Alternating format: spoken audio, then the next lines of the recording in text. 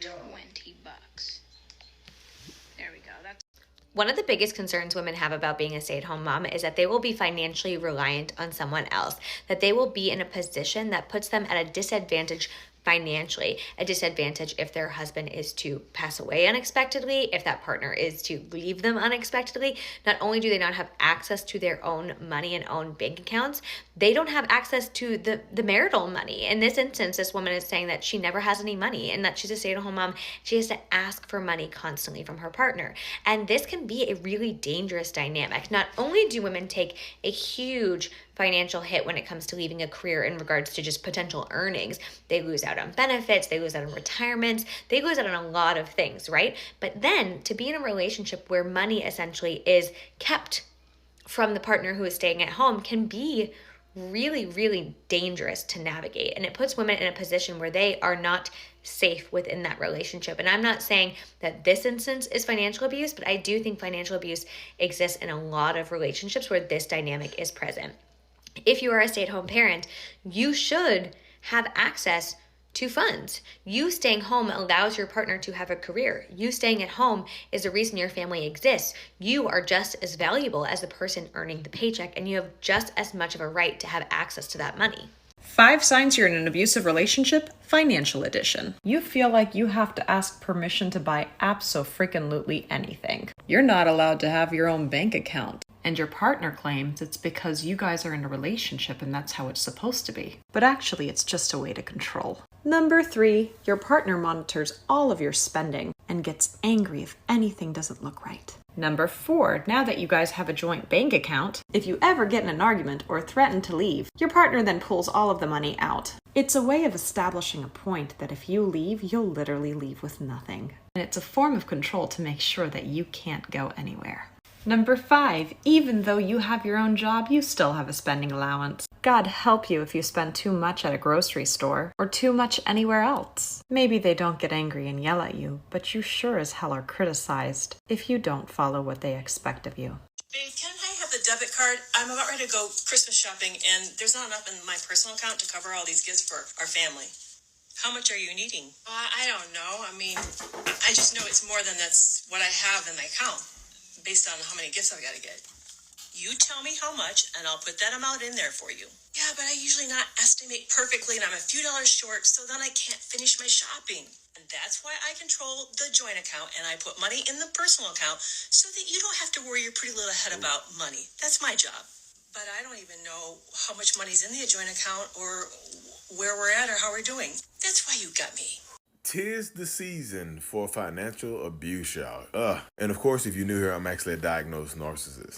When you're with a toxic narcissistic person that is in control of all the finances, things like that happen all the time, where they pretty much give you an allowance. You never know how much money is coming in or out of the household or out of the bank accounts and things like that. That is a super controlling mechanism to keep you in check, to let you know who's in charge. It gives a narcissist the feeling of so much power and control when you have to ask them for money. You know, you have to ask them for the debit card because you don't have one yourself. You have to ask how much money is in the account, and they control the expenditures and things like that. Here's the kicker. If you go out there and you get, like I said, you need to call them because there's not enough money on their card, they will get angry as hell at you. They will probably rage out on you because now you're over shopping. Now you're too stupid because you don't know how to spend money and things like that. It will somehow, some way, shape, or form be your fault. And it doesn't always start off like this. Y'all could have your own separate accounts. You could be making your own money, and then as relationships progress, like let's join our accounts up. Let's have a joint account, and then let's let's just have one debit card. This way we can save money to buy a house. And then even after you buy the house, it just goes to one debit card that somehow, some way, shape, or form that they are in control of. Now, I already know the comment section will be full of people saying, well, that's how it should be, Lee. When you control the money, we make the money, you should be able to control how it's spent. And just like that, you just a simp, blah, blah, blah. That's... I know it's coming. I already know it's coming. But that's how a lot of controlling, narcissistic people think. That because they make the money, they should be in control of all of it, no matter what. And they will refuse to let you go back to work if you don't like this current setup. They will refuse to let you go back to work. Like, why do you need to go back to work? Do I not make enough? Do I not provide enough? Ooh, it can get rough, y'all. That's controlling. And that original skit was by Carrie McAvoy, PhD. This is her on TikTok. She's also over on YouTube and Instagram as well. Facebook too. She's everywhere. Y'all check her out. Trust me. If you're a stay-at-home mom and you have to ask your spouse to send you money for something, I'm worried for you, because that sounds like financial abuse to me. If you're a stay-at-home mom, please always have a backup plan. Have your own account, have your own money. Keep yourself safe just in case. They might be the only one with an income, but they shouldn't be the only one with money. You should be able to fill up your tank whenever you need to. You should be able to take your kids out and get a treat. Get some lunch if you ever need to. If you're on a budget, that's a whole different thing, but that doesn't mean that you shouldn't have access to money. You shouldn't be going without money just because you're not the one who makes it. You're in a partnership. You're married. You're partners. Partners equals. Somebody who has been a stay-at-home girlfriend for 3 years, it's not the life you want. I've seen so many young women over the years make jokes asking why women fought for the right to work, and that video is exactly why. Hi, my name is Nina. I'm the only Black woman institutional equity trader in the country, and I make videos specifically to bring investing and finance to the average person like yourself. So if you are a stay-at-home girlfriend or a stay-at-home wife, please watch this video until the end, because at the end I will be giving some suggestions to try to help ease financial dependency. In this day and age, I feel like people don't understand how financial abuse and financial dependency are so widespread, and specifically seeing so much content on TikTok around glorifying and glamorizing being a stay-at-home girlfriend and a stay-at-home wife. It truly concerns me, and it scares me for people's futures. This might be hard to hear, but like the young woman said in the video, if you give someone the ability to feed you, you give them the ability to starve you. And I need you all to know that there is no man in this world that is going to come in and save you. If a man is giving everything to you, it comes at a cost. So if you are someone who is a stay-at-home girlfriend or a stay-at-home wife, here are my suggestions. First, usually people say start a business and to have your partner invest in your business. And I mean this in the most respectful way possible. Just because you have a business doesn't mean that it's going to make you money. Most businesses in this country are not profitable at all. If you are married, look into spousal IRAs. If your partner owns a business, look into having them make you an employee so you have some earned income that you could contribute to a retirement account. If you are not married, or if you are married, open a brokerage account and take money from your spouse and invest it in your brokerage account. If you need to understand how to open a brokerage account or what to invest in, I will be making a video about that later today. The easiest thing you can do is create an emergency savings fund. Put as much money in that emergency savings as possible for a rainy day. Typically, they recommend 3 to 6 months of your expenses, but someone in such a vulnerable position, you should honestly fund it with as much money as possible. If you want to learn more about investing and finance, please give me a follow and watch my previous videos. Also, stay tuned for the videos that I will be posting later today. Okay, bye. I'm gonna hold your hand when I tell you this. If you're married and you guys are struggling financially, you guys are not where you want to be, and your finances feel like they're a mess, but every time that you try to figure out what's really going on, you don't really know how much money he makes. He's always kind of irresponsible with the finances. The bills seem to always be late. He's always a little bit behind. And every time that you try to figure out your financial mess that you guys find yourself in, and it is not met with total transparency and clarity, he is likely cheating. He has a bunch of other people on the side. There is active addiction happening, whether that's to substances, whether that's a gambling problem, or maybe even a sex addiction. All of the chaos that you are experiencing is a result of one of these things. Hey, maybe even all of them. So do with that what you will. Do not think you as a woman should ever be a stay-at-home mom, a stay-at-home wife, a stay-at-home girlfriend. You as a woman need a job. I'm sorry, I hate to say it. Whenever we get on this app and really try to have important conversations about financial abuse that we've seen time and time again, I hate how people try to spin it like, one, we're jealous because we aren't being provided for, or two, everybody just picked the wrong man. And that's why they're in financial abuse situations. I need you guys to be very cognizant of the fact that the man you marry is never the man you divorce. The man you fall in love with is never the man you break up with. We have to really sit down and critically think. If you're not even the same person you were 10 years ago, how do you expect a man to always be the same person he is? It would be nice if they are, right? People grow in relationships, and sometimes people grow apart. It would be nice if this person was always the same person, but that might not be the reality. So if that's dependent on your being able to live, being able to eat, being able to survive as a human being, we see how that's not really like a smart plan. Just because people are educating on what could go wrong if you are with the provider and you decide to not go to school, not get any skills, not have any money of your own, does not mean we're saying it out of envy because we aren't being provided for. I'm currently in Dubai, guys. I'm currently in Dubai. My man took me to Dubai, and I'm 22. I live a very soft life, actually. Everybody try to always clock me when I speak on this. No, it's not that.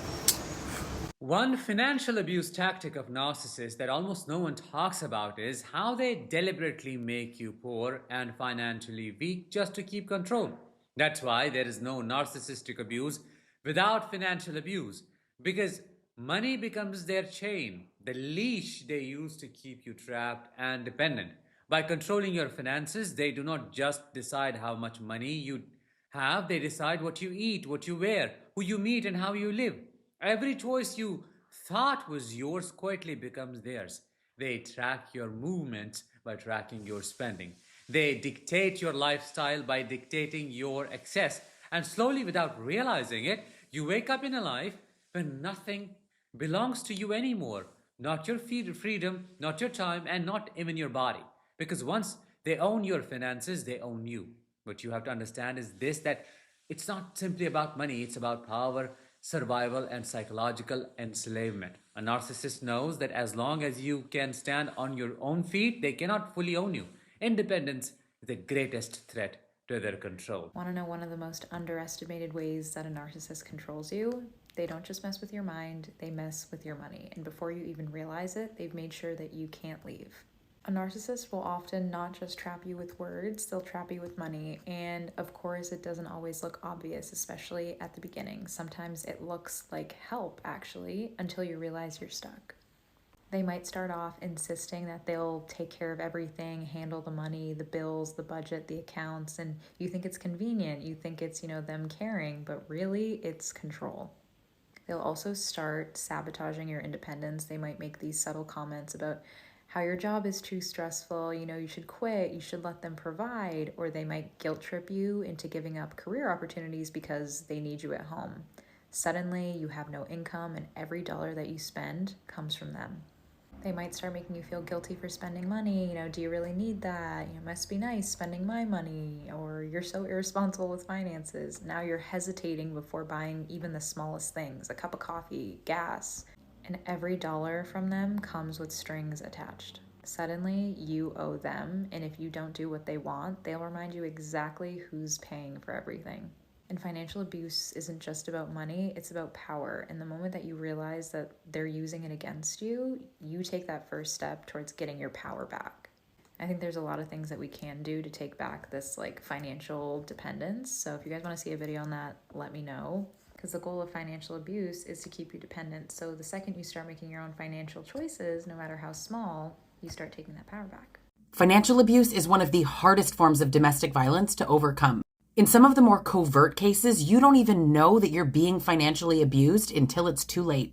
Here are some of the more overt ways that a victim can be financially abused, and then we'll get into the sneaky covert ways. Restricting access to money or withholding bank information. Forcing a victim to turn over their entire paycheck. Demanding to control how your income is spent.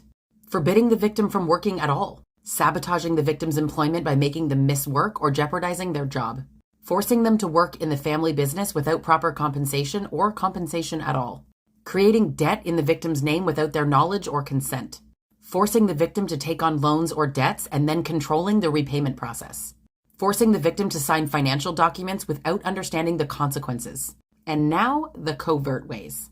Monitoring or scrutinizing the victim's spending, limiting the victim's access to financial information like account information or passwords, controlling their access to transportation that helps them get to and from work, denying them the ability to make independent financial decisions, using guilt or emotional manipulation to coerce the victim into giving money or assets, hiding or diverting money from joint accounts without the victim's knowledge, sabotaging the victim's attempts to save money or build their own financial independence, making the victim feel financially dependent, using financial generosity as a means to control, like gift giving but with strings attached, or minimizing the victim's financial contributions or accomplishments.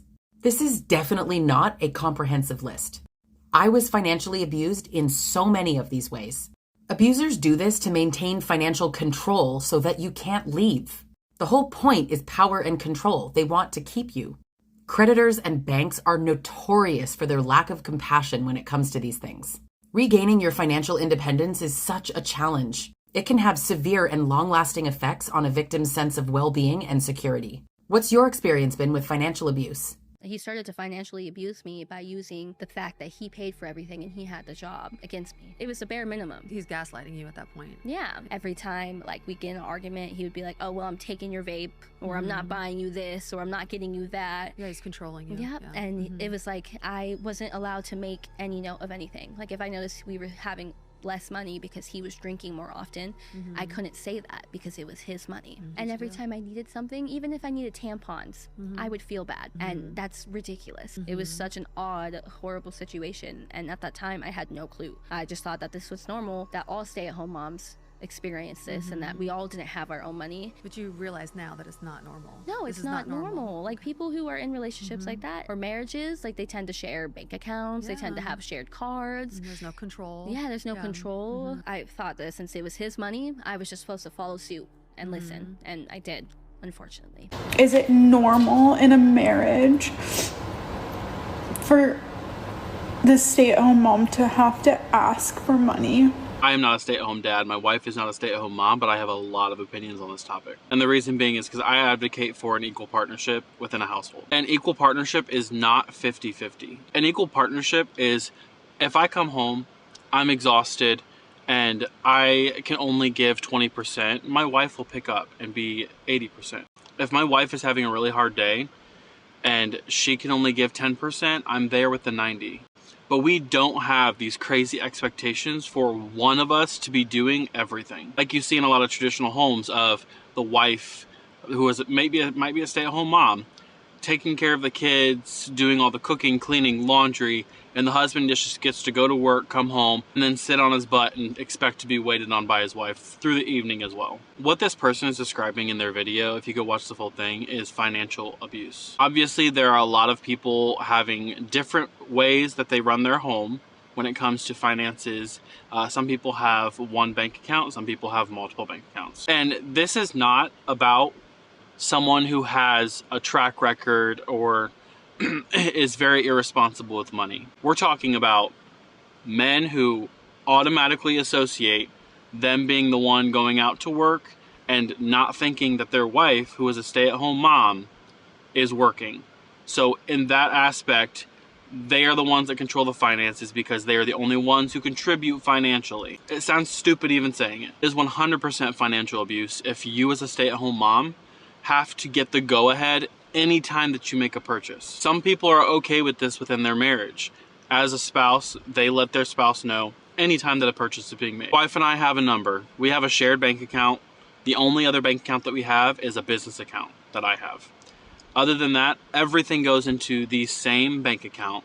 And the only time that we even mention to each other that there's going to be a purchase is if it's a purchase over a certain amount of money. And this is not to ask for permission. This is just out of mutual respect for awareness. If you are a stay-at-home mom and your husband expects you to ask for permission for any purchase, there is definitely financial abuse going on in this relationship. Because in that case, most men do not think that anything that you do as a stay-at-home mom is contributing to the family financially. In that case, go ahead and stop doing everything that you're doing as a stay-at-home mom.